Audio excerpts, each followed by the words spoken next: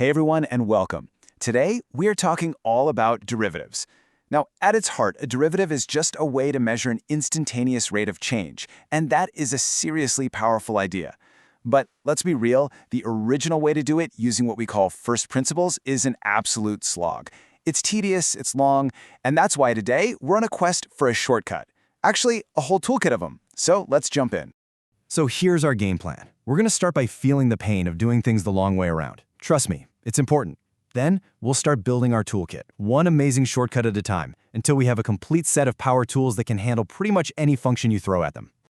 All right, first things first. To really truly appreciate a good shortcut, you have to know the long, winding road it helps you avoid. So, let's start at the beginning with the original method of finding a derivative. Okay, so this formula right here, this is it. This is the bedrock, the fundamental definition of the derivative. It's called the limit of the difference quotient, and it's how you can calculate the exact rate of change at one single tiny point on a curve. This whole process is what's known as finding the derivative from first principles. It looks pretty neat and tidy on the screen, doesn't it? But what happens when the rubber meets the road? What does it actually take to use this thing on even a kinda simple function? Let's find out. And here we go. To find the derivative of x squared minus 3x, first you plug in x plus h everywhere you see an x. Then you have to expand everything, all those brackets. Then you get to carefully look for terms to cancel out. After that, you factor out an h from the top just so you can cancel it with the h on the bottom. And only then, after all that algebraic heavy lifting, can you finally let h go to 0 and get your answer, 2x minus 3.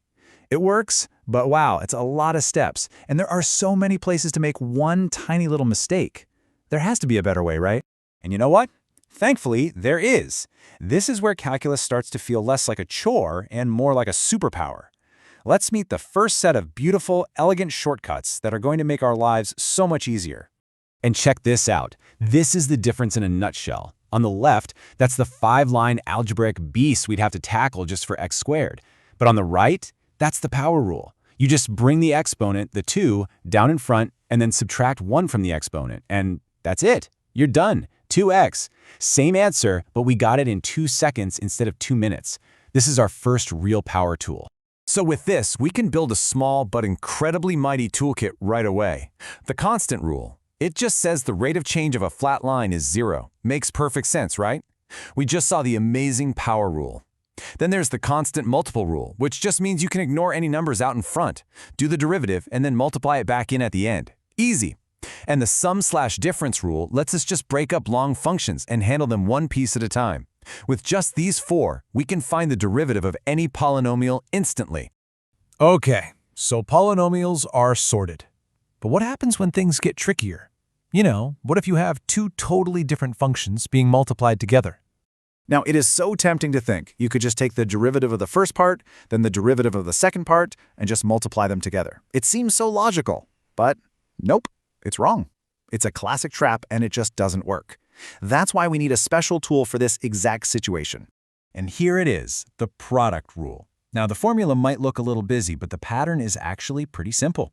It's the derivative of the first function times the second one just left alone, plus the first function left alone times the derivative of the second one. You just follow that pattern and it works every single time. Okay, so from multiplication, the next logical question is, what about division? How in the world do we handle a function that's a fraction with another function sitting on top of another one? For that, we need the quotient rule. Now, take a close look at the top part, the numerator. It looks a whole lot like the product rule, doesn't it? But, and this is a huge but, there's a minus sign instead of a plus. And that means the order matters a lot. It's the derivative of the top times the bottom minus the top times the derivative of the bottom. Then you take that whole thing and divide it by the bottom function squared. So, we've handled adding, subtracting, multiplying, and dividing. There's really just one final boss left to conquer. Composite functions. This is when you've got one function literally nested inside of another one. Honestly, the absolute best way to picture this is with Russian nesting dolls. You've got the big outer function, the biggest doll, and then you have a smaller inner function tucked away inside of it. And to figure out how this whole thing is changing, you need a special approach because the outer function's change depends on the inner function, which is also changing. And that special approach is the legendary chain rule. So let's connect this right back to our nesting dolls. The first part means you take the derivative of the outer doll, but you leave the inner doll totally untouched right where it is. Then you multiply that result by the derivative of the inner doll itself. It's literally a chain of events. Differentiate the outside, then multiply by the derivative of the inside. Here's just another way to look at it, and for some people, this version just clicks. If we call our outer function y and our inner function u, then the rate we want, dy dx, is found by creating a chain. We find the rate of change of the outer function with respect to the inner, dy du, and multiply it by the rate of change of the inner function with respect to x, du dx. See how the do's kind of look like they cancel out? That's what links the chain together. So really, we can break this down into a simple 4-step recipe. Step 1, figure out what your outer and inner functions are. Step 2, take the derivative of the outside part, but don't touch the inside. Step 3, find the derivative of just the inside part. And step 4, multiply those two answers together. That's the process. And just like that, we've done it. We've gone from one slow, painful method to a full, powerful, and crazy efficient toolkit for handling derivatives. So let's lay out all of our new tools out and see what we've got. This table really tells the whole story of our journey. We started with the grind of first principles. But now you have the power rule for any polynomial. You have the product rule for multiplication, the quotient rule for division, and the mighty chain rule for any nested functions. You are officially equipped to find the rate of change for almost any function you're ever going to see. So there you have it. We went from first principles to power tools. And remember, these rules aren't just abstract things in a math book. They're the keys to understanding how everything around us changes, from the speed of a falling object to the growth of a population. They are the language of motion and change itself.